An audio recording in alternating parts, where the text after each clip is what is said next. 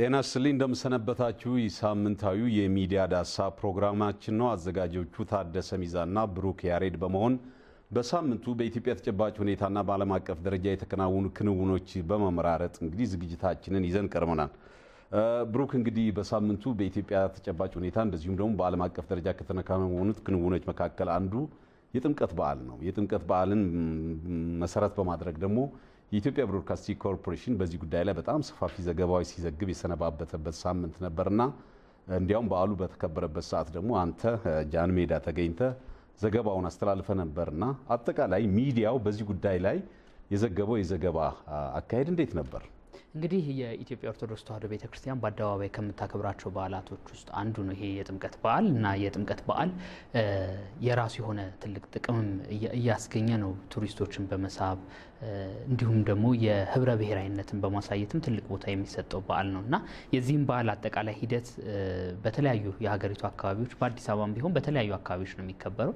ግን በዋናነት ከተለያዩ ቦታዎች የሚመጡ 11 አድባራት በተገኙበት የሚከበረው በጃን ሜዳ ስለሆነ እንዲሁም ደግሞ የቤተ ክርስቲያኗ ከፍተኛ ሰዎች የሚገኙበትን ፓትርያርኩን ጨምሮ በጃን ሜዳ ስለሆነ ያው የጃን ሜዳ ላይ ነበር የቀጥታ ሽፋን የነበረው። እዚያም በርካታ ቱሪስቶች ነበሩ። ቱሪስቶቹንም አግኝተን የማናገር እድል አጋጥሞን ነበር ከአውስትራሊያ፣ ከአሜሪካ እንዲሁም ከኤዥያም። አሁን እንግዲህ ኤዥያም ውስጥ ቱሪዝም በጣም እየተስፋፋ ነው። ቻይናዎች እንዲሁም ጃፓኖች ከዚህ በፊት በቱሪዝም ዘርፉ ብዙ ሲንቀሳቀሱ አናያቸውም። አሁን ግን እየጎላ ነው የመጣው እና ሁሉም የሚገርማቸው የነበረው አንደኛ በጣም ብዙ ህዝብ ስለ አንድ ዓላማ ተሰብስቦ በሰላም በዓልን ሲያከብር ማየታቸው አንዱ ትልቁ ነገር ነው ይላሉ።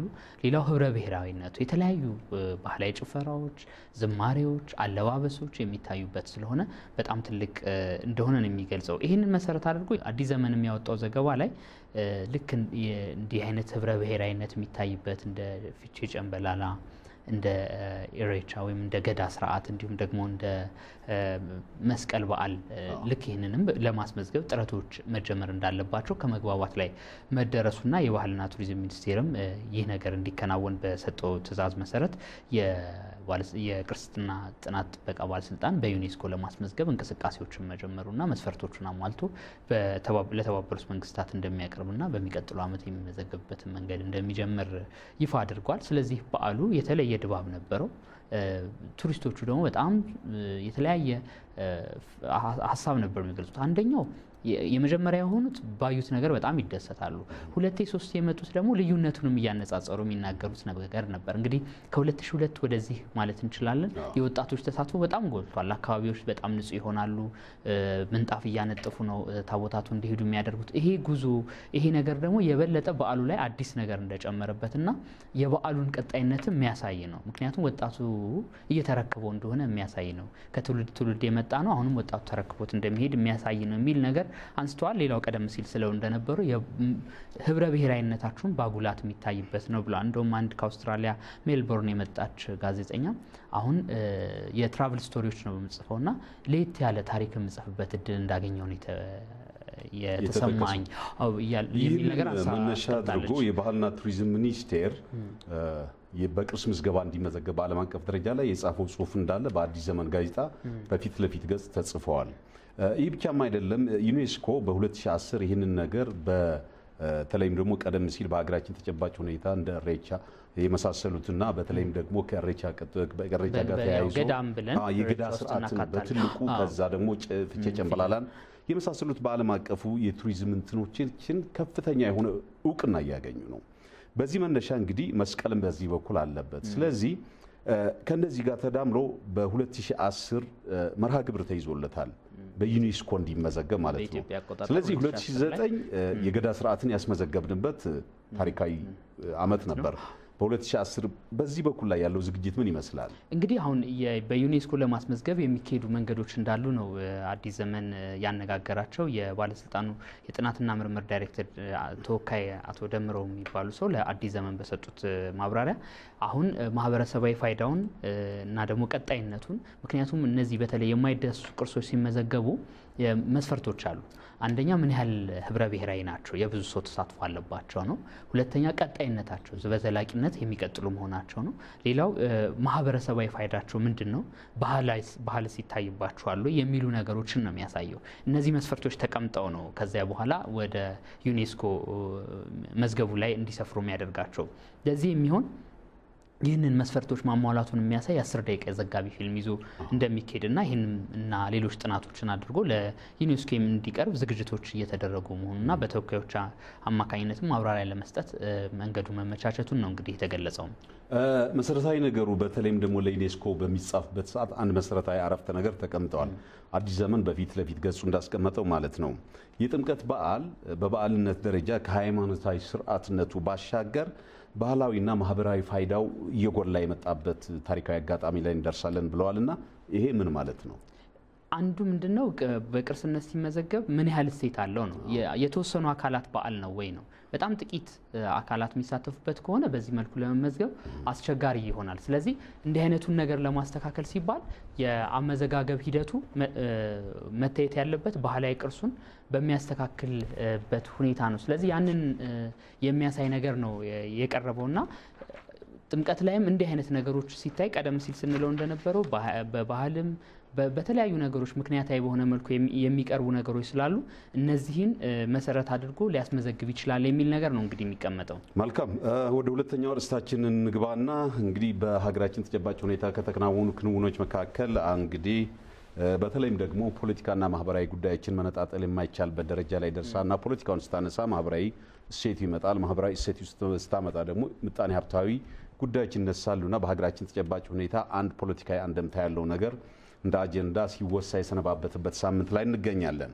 ይሄ ደግሞ ኢህአዴግ ከተቃዋሚ ፓርቲዎች ጋር ለመወያየት የስነ ምግባር ደንቡ ቅድመ ሁኔታ አይደለም ሲል መጥቀሱን ዋቢ በማድረግ ሪፖርተር ጋዜጣ በፊት ለፊት ገጹ አስቀምጦታል። ስለዚህ ኢህአዴግ ከተቃዋሚ ፓርቲዎች ጋር ለመወያየት የስነ ምግባር ደንቡ ቅድመ ሁኔታ አይደለም ካለ ይሄ የሪፖርተር ጋዜጣ ዘገባን ሁለታችን ተመልክተነዋልና እስቲ ለአድማጭ ተመልካቾቻችን በሚመጥን አይነት መልኩ እናቅርበው። የኢህአዴግ ጽህፈት ቤት ኃላፊ አቶ ሽፈራው ሽጉጤ ናቸው የስነ ምግባር ደንብ መፈረምና ለመፈረም ጨምሮ ምንም አይነት መስፈርት ሳይደረግ ውይይቶች እንደሚከናወኑ ይፋ ያደረጉት።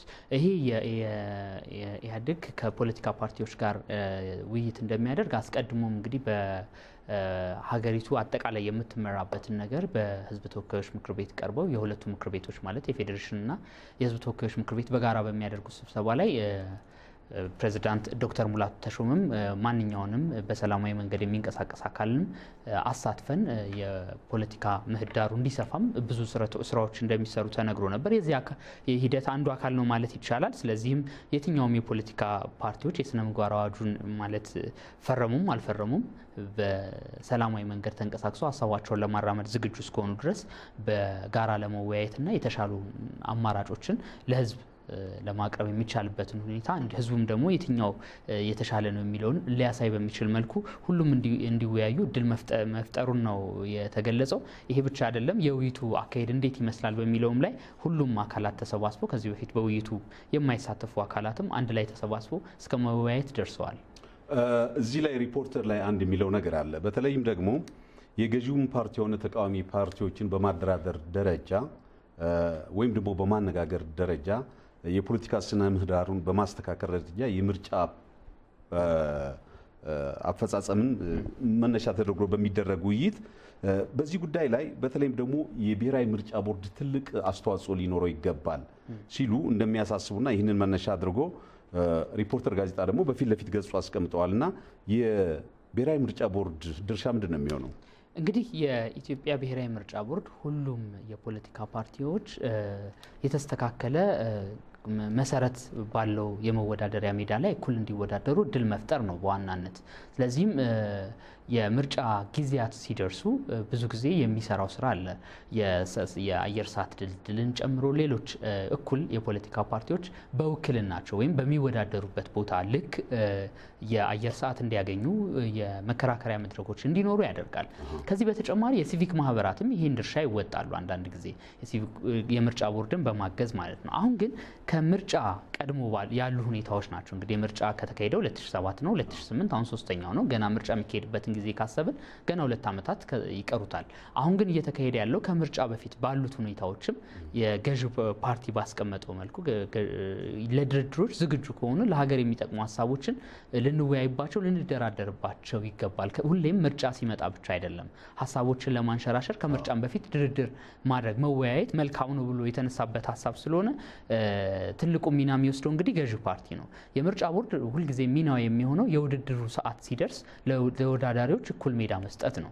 አሁን ግን ከውድድር በፊት ያለው ሁኔታ ስለሆነ ነው የኃላፊነት የሚሰማው የምርጫ ቦርድ ይህንን መስራት እንዳለበት ሆኖ ከዛ በፊት ባለው መልኩ ግን የገዢ ፓርቲ ተነሳሽነትን ሁሉም በመልካም ጎኑ ሲያነሱት የነበረው ለዚህ ነው። የተለያዩ የፓርቲ ተወካዮችን አነጋግሯል። የመድረክን የሰማያዊ ፓርቲን አነጋግሯል ሪፖርተር በዘገባውና ሁሉም መልካም ነው፣ ይሄ ሀሳብ መነሳቱ መልካም ነው። ኢዴፓም መግለጫ ልኮለት ያንንም አካቷል። በመግለጫውም የተባለው የወቅቱ የውይይትና የድርድር ጥያቄ ከኢህአዴግ መነሳቱ በጣም መልካም ነው፣ ይህንን ነገር እንቀበለዋለን ብለዋል። በነገራችን ላይ የውይይት አካሄዱ እንዴት ይሆናል ተብሎ በተጠራው በጠቅላይ ሚኒስትር ጽህፈት ቤት በተካሄደው ስብሰባ መገኘት ችለዋል። መድረክና ሰማያዊ ፓርቲ ተሳታፊዎች ናቸው ብሎ በንዑስ ርዕሱ አስቀምጦታል ሪፖርተር።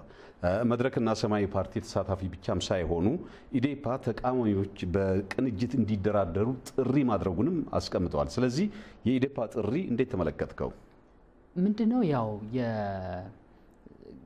መበታተን ብዙ ጊዜ መድብለ ፓርቲን ለመፍጠር ኢትዮጵያ ውስጥ ችግር ሆኗል የሚሉ ነገሮች በተለያዩ ጊዜ ይነሳሉ።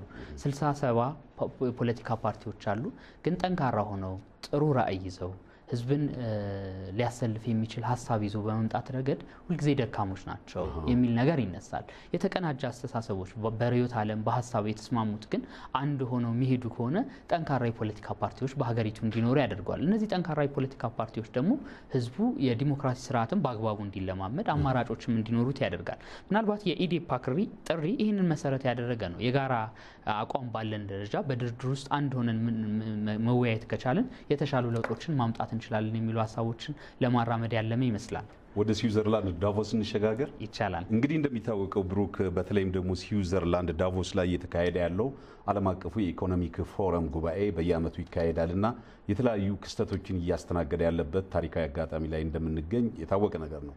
በተለይም ደግሞ ብሩክ፣ እንደሚታወቀው በሚዲያ ዳሳ ፕሮግራማችን የዓለማችንን የግሎባላይዜሽን አካሄድ በተለይም ደግሞ ፍትሐዊ ያልሆነ የሀብት ክፍፍልን በመፍጠር ረገድ እጅግ አስቸጋሪ ሁኔታ እየተፈጠረ ነው የሚል የመከራከሪያ ነጥብ አለ። በዚህ ጉዳይ ላይ የምጣኔ ሀብት ባለሙያዎች ደግሞ በርካታ ትንታኔ ይሰጡበታልና በዚህ ጉዳይ ላይ አንድ ትኩረት ያገኘ አጀንዳ አለ። ያ አጀንዳ ምንድን ነው? እንግዲህ እዚህ የዳቮስ ዋና ዓላማም ፍትሐዊ የሀብት ክፍል የሚኖርበትን ሁኔታ ማመቻቸት ነው። ዳቮስ በባህሪው እንግዲህ በርካታ የዓለማችን ኢንቨስተሮች፣ ትልልቅ ሀገራት መሪዎች፣ በዓለም ፖለቲካ ውስጥ ወሳኝ ሚና ያላቸው ኢኮኖሚስቶችም የሚገኙበት ነው። ባለሀብቶችም የሚገኙበት፣ ትልቅ ተቋማት ሲኢኦዎች ወይም የተቋማት መሪዎችም የሚገኙበት ነው እና እዚህ ላይ ዓለም ትኩረት ሊሰጠው ይገባል በሚል ኦክስፋም ኢንተርናሽናል አንድ ጥናት ይዞ ቀርቧል። የዓለማችን የግማሽ ቢሊየን ህዝብ ሀብት በ8 ሰዎች እጅ ነው ያለው። 3.6 ቢሊየን ህዝብ ወይም የዓለም ግማሹ። ይሄ ሲል እንግዲህ የዓለም ህዝብ 7 ቢሊየን ደርሷል ተብሎ ነው የሚገመተው። የዛን ግማሽ አድርጎ 3.6 ቢሊየኑ በ8 የነሱ ሊሆን የሚችል ሀብት በ8 ሰዎች እጅ ብቻ ተይዟል። ስለዚህ ዓለም አሁንም ፍትሐዊ አይደለችም፣ ለተወሰኑ ሰዎች ያደላች ናት። ይሄ ደግሞ ከድል ጋር መያያዝ የለበትም። የፖለቲካ ስርዓታችን፣ የኢኮኖሚ ስርዓታችን የፈጠረው ክፍተት ነው። ስለዚህ ብዙዎች በቀን $2 እንኳን ማግኘት አቅቷቸው እያለ ሌሎች ግን $1 ሚሊዮን በቀን ቢያጠፉ እንኳን የማያልቅ ሀብት የያዙበት ሁኔታ ነው ያለው ብሎ ነው የሚያስቀምጠው። ብሩክ፣ አንድ እዚህ ጋር የገረመኝ ነገር አለ። እኔ ምንድነው የሚለው ኦክስፋም በተለይ ትንቢት መተንበይ ያልተቻለም በዚህ ዘመን ምንድነው ምጣኔ ሀብት ሰዎችም ቢሆኑ በሚቀጥለው ዓመት እንደዚህ አይነት ነገር ይሆናል ብለው ይገምታሉ። ያ ሳይሆን ቀርቶ ሌላኛው ሁኔታ ነው እየተከሰተ ያለው እና ቀደም ሲል ወደ አምና አካባቢ ኦክስፋም የዓለማችንን የምጣኔ ሀብት እንቅስቃሴ መነሻ በማድረግ ሀብት በማን እጅ ነው ያለው ብሎ አንድ ሪፖርት አውጥቶ ነበር። ምንድነው ያለው? ከዚህ በኋላ የዓለማችንን ግማሽ ህዝብ ሀብት በ9 ሰዎች እጅ ሊገባ ይችላል ቢልም የኦክስፋም ግምት ግን ምናልባት የዓለማችንን የግማሽ ህዝብ ሀብት በ62 ሰዎች እጅ ሊገባ ይችላል ተብሎ ተገምቶ ነበር። የመነሻ ሀሳቡ 62 ውስጥ ቢካተትም 9ኙ ግን ዋነኛ ይሆናሉ ነበር የኦክስፋም የቅድመ አሁን ግን 62ቱን ተወው 9ኙንም ተወውና በ8 ሰዎች እጅ ገባ።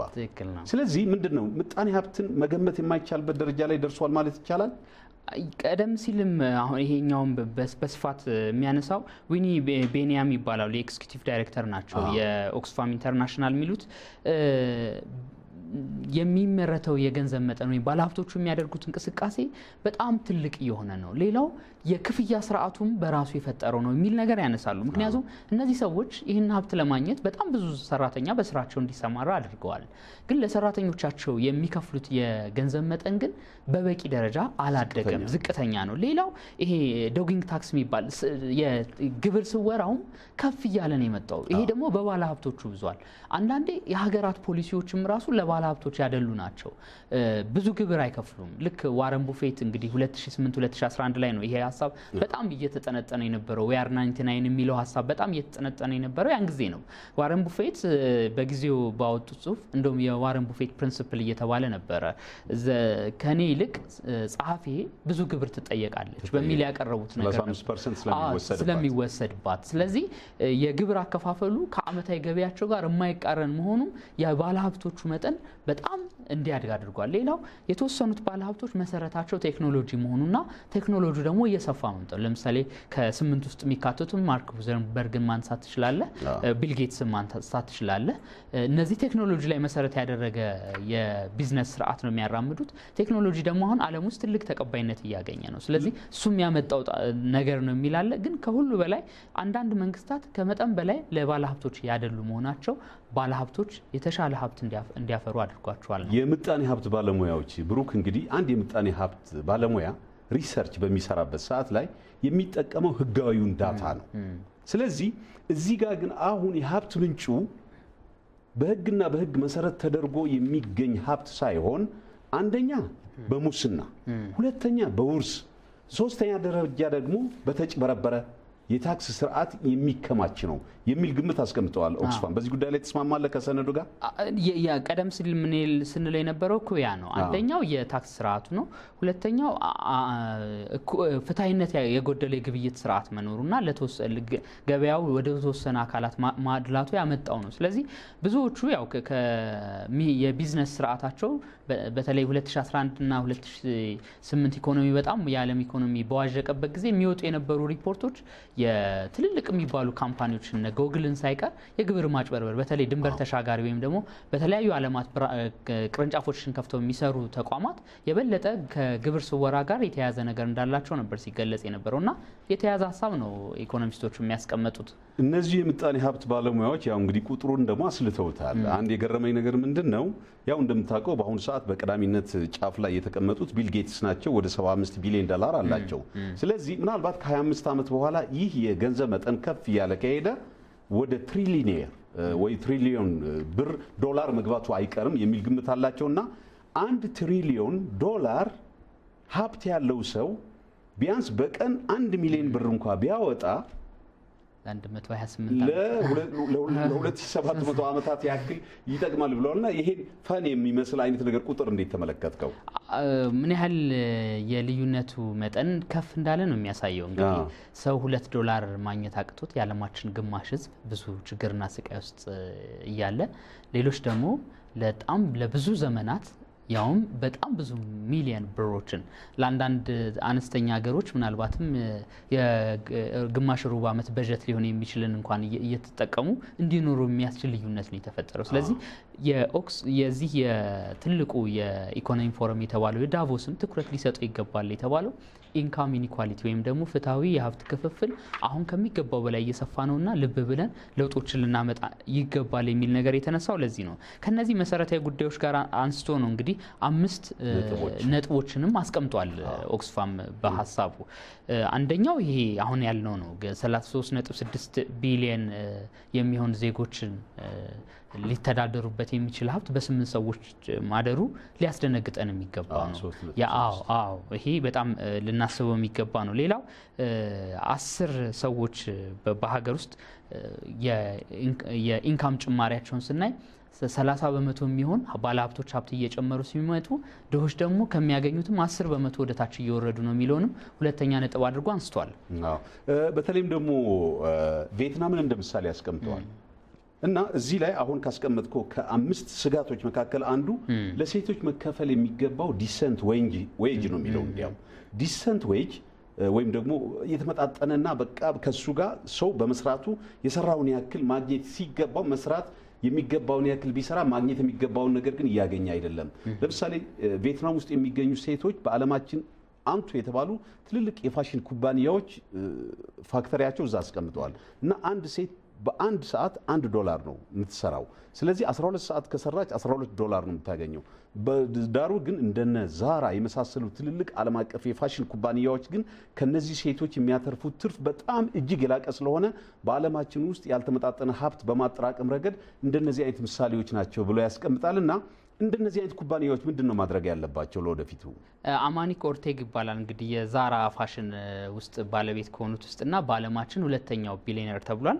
67 ቢሊዮን ብር አለው። ቀደም ሲል ስንለው የነበረውን እነዚህ ሰዎች ሀብቱን ከየት አገኙት ሲባል የተመጣጠነ ክፍያ ከስራቸው ለሚሰሩ አካላት አለመኖሩ ነው ተብሎ የተቀመጠው ለዚህ ነው።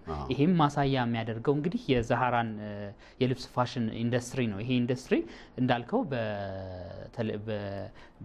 በቪየትናም ብዙ እንትን አለው፣ የጨርቃ ጨርቅ ፋክተሪዎች አሉት። እዛ በጣም ብዙ ሴቶች ይሳተፋሉ። ግን የሚገኘው ገቢ ግን ትርፉና ለሰዎቹ የሚከፈላቸው አለመመጣጠኑ የፈጠረው ነው የሚለው። ስለዚህ እነዚህ አይነት መመጣጠኖች ካልመጡ በስተቀር በዓለማችን መካከል ያለው የሀብት ልዩነት ከዚህም በላይ የሰፋ የሚሄድበት ሁኔታ እንዳለ ነው የሚያስከትለው። ይሄ ደግሞ የፖለቲካ ለውጥም እንዲመጣ እያደረገ ነው። እንደነ ትራምፕ ያሉ እንግዲህ ከቢሊዮነርነት ወደ ፖለቲካው ዓለም እየተቀላቀሉ የሚገኙት ይሄ ምንድነው ደረጃዎች አሉ አይደል? የአንድ ሰው በሳይኮሎጂ የሳቲስፋክሽን ደረጃዎች የሚባሉ አሉ።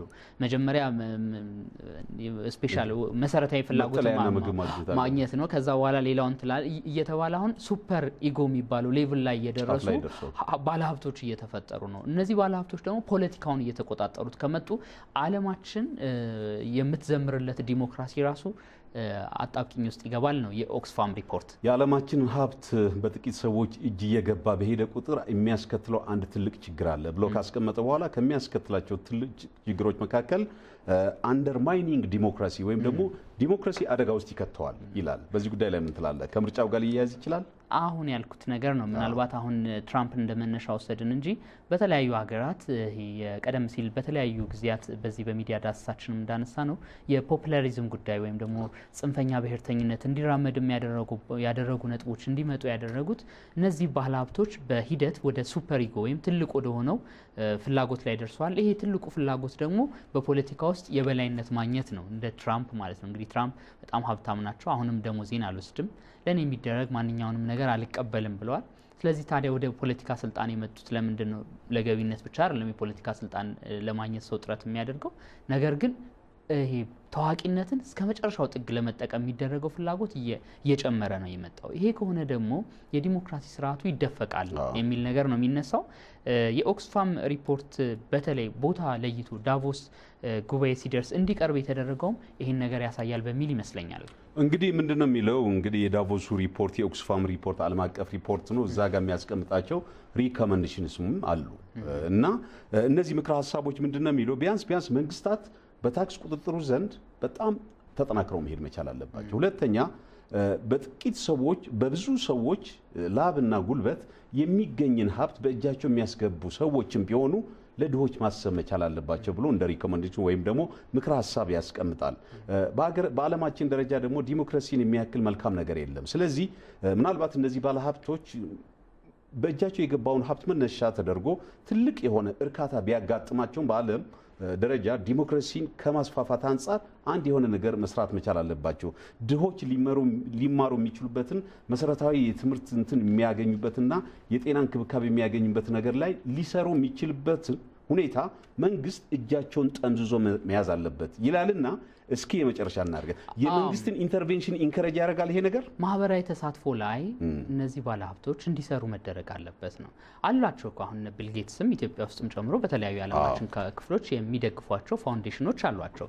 ግን ከዛ በዘለለ ካላቸው ሀብት አንጻር ሌሎች የዓለማችን ነዋሪዎች በቂ ገቢ እንዳላገኙ መሰረታዊ የሚባለውን የትምህርት የጤና አቅም እንዳላገኙ መታሰብ አለበት። ስለዚህ ፋብሪካዎቻቸው ባሉባቸው አካባቢ ሰራተኞቻቸውን በሚያሰሩባቸው አካባቢዎች ለማህበራዊ ስራ ትልቅ ድጋፍ ሊያደርጉ ይገባል ነው። ኦክስፋም ኢንተርናሽናል እንግዲህ ከአንዱ በእርዳታ ስራ የሚታወቅ ድርጅት ነው። ለዛም ነው እነዚህ ባለሀብቶች ይህንንም ተሳትፎ አጠናክረው ከቀጠሉ ለውጦች ይመጣሉ የሚል ነው። እንግዲህ ተመልካቾቻችን ስትከታተሉት የነበረው ሳምንታዊ የሚዲያ ዳሰሳ ዝግጅታችን ነው። ፕሮግራሙን በማቅረብ ብሩክ ያሬድና ታደሰ ሚዛን አብረናችሁ ቆይታ አድርገናል። ከመላው የስቱዲዮ ባለሙያዎች ጋር በመሆን መልካም ጊዜ ከቀሪ የኢትዮጵያ ብሮድካስቲንግ ኮርፖሬሽን ዝግጅቶች ጋር